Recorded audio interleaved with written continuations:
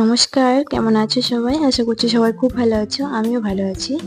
মিতালি লাইফস্টাইলের নতুন একটা ভিডিওতে তোমাদেরকে ওয়েলকাম। এই দেখো আমি চলে এসেছি। এটা হচ্ছে আমাদের ঠাকুর ঘর। আসলে তোমরা তো বুঝতেই পারছো টাইটেল দেখে যে আমি কি নিয়ে ভিডিও করতে চলেছি। এই যে এটা ঠাকুর ঘর, মানে এটা হচ্ছে গৃহপ্রবেশের আগের দিন। ভেবেছিলাম যে গৃহপ্রবেশের ভিডিওতে এই ভিডিওটা দিয়ে দেবো, কিন্তু ভাবলাম যে না, এটা হোম ট্যুর হিসেবেই দিয়ে দিলে ভালো হয়।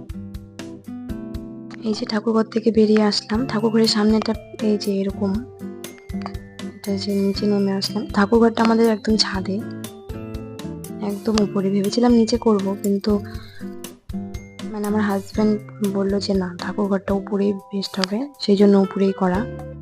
এই যে নিচে চলে আসছি। বললাম না কালকে মানে পরের দিন আর কি গৃহপ্রবেশ, সেই জন্য এই যে সাজানো হচ্ছে ফুল দিয়ে। এই যে দেখো কেমন লাগছে। এই যে একটা রুম,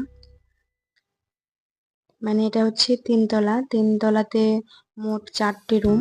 এই একটা, যেখানে ওই বাড়ির সব যাবতীয় জিনিস এখানে এনে রেখেছি, যত জিনিস ছিল আর কি। এখনো তো খাটটা আনা হয়নি, খাটটা আনবো পরে। আর এই একটা রুম, সবগুলো রুমেই ফল সিলিং করা হয়েছে। দেখো কেমন লাগছে ফল সিলিংটা। এই যে, আর হচ্ছে বেলকনি, এটা হচ্ছে 3তলার বেলকনি।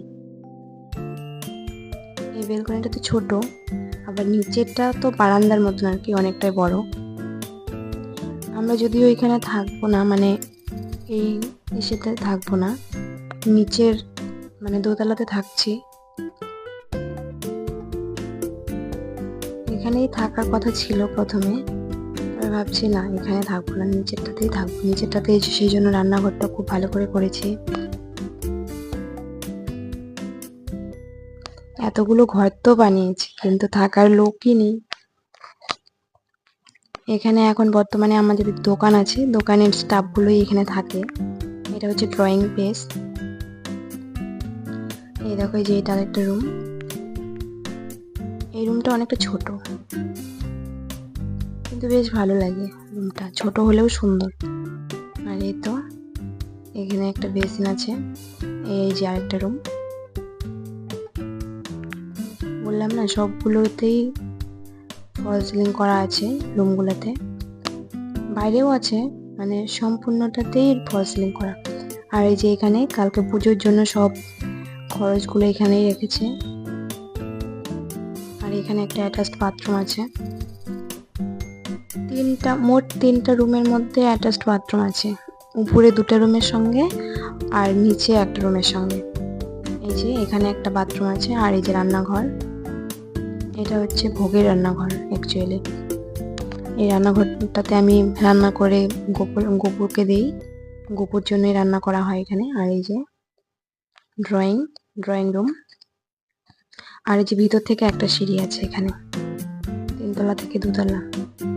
বাইরেও সিঁড়ি আছে, ভিতর থেকেও এই যে সিঁড়িটা। এই সিঁড়িটার জন্য অনেকটাই সৌন্দর্য, কিন্তু অনেকটা জায়গা নষ্ট হয়েছে যদিও, কিন্তু খুব সুন্দর লাগে সিঁড়িটার জন্য। আর এই যে টিভি ইউনিট, এই জিনিসটা আমার একদম পছন্দ হয়নি, হাজব্যান্ডের সঙ্গে এটা নিয়েই ঝগড়া হয় যে এত কিছু করেছো, এইটা আমার একদম ভালো লাগেনি। দেখো কি সুন্দর লাগছে না, ফুল দিয়ে সাজানোতে আরো বেশি ভালো লাগছে। আর নতুন বাড়ি এমনিতেই ভালো লাগে। এই যে একটা বেসিন, আর ওই যে বাথরুম দেখা যাচ্ছে। আর এটা হচ্ছে লিফটের রুম, মানে লিফটে যাওয়ার রাস্তাটা আর কি। আর এই একটা রুম, এখানেই থাকবো প্রথমে ভেবেছিলাম, কিন্তু এটাতে থাকি না। এখানে শাশুড়ি থাকতো আর কি, এখন শাশুড়ি যদিও নেই।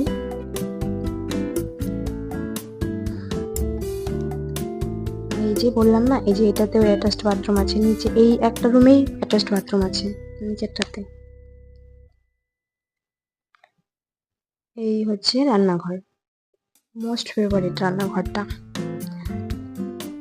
ওই বাড়িতে তো রান্নাঘর একদম ছোট ছিল, একটা রান্নাঘরে 2জন রান্না করতাম।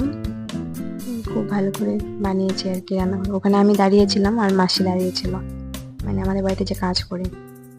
আর এই দেখো, এই যে আরেকটা রুম, বর্তমানে এই রুমটাতেই আমরা থাকছি এখন।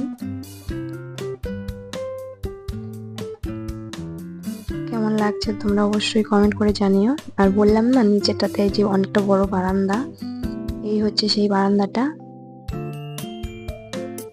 খুব ভালো লাগে যখন বিকেলবেলা এখানে একটু বসি। বিকেলে কি সবসময় প্রায় মানে সন্ধে হলেও বসি, ভালো লাগে খুব। আর এই হচ্ছে নিচে সামনেটা, যেখানে এখন অনেক ফুল গাছ গেড়েছি আমি দুই পাশ দিয়ে। আর তোমাদের যদি এই ভিডিওটা ভালো লাগে অবশ্যই লাইক করবে, কমেন্ট করবে, আর প্লিজ আমার চ্যানেলটা সাবস্ক্রাইব করে দেবে। এই দেখো এই যে রুম, এই রুমটা হচ্ছে আমার ছেলের জন্য বানানো। যদিও ছেলে এখন আর এখানে থাকে না, ছোট অনেকটাই ছোট তো আমাদের সঙ্গেই থাকে। ড্রেসিং টেবিলটা কেমন বলো তোমরা? আমার তো সেই ভালো লাগছে।